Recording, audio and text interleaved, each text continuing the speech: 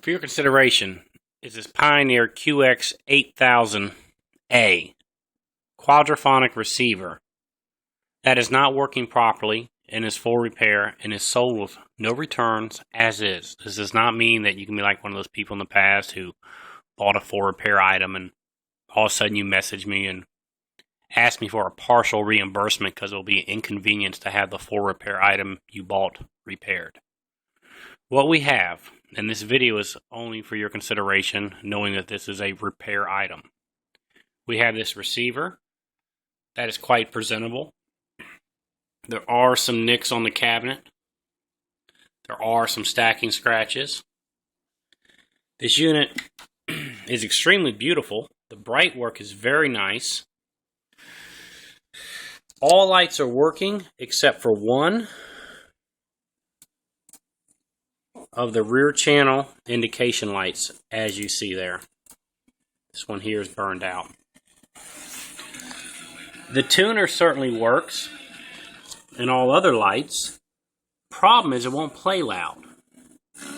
I have put jumpers in, taken jumpers out, done all these various things, and this is pinned all the way with the volume, and it plays very quietly. But, as of everything else seeming to work, auxiliary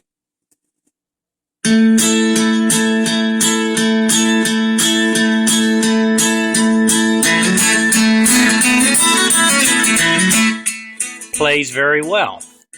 So it would not be the outputs that are bad, but again, I'm not a repairman. I buy these things on a crapshoot. I fully test them and video them for your awareness when buying an item, and I fully describe what they are.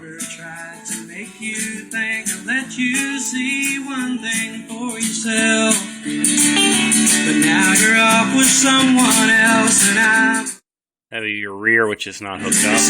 Front, right channel, left channel. No static in any controls.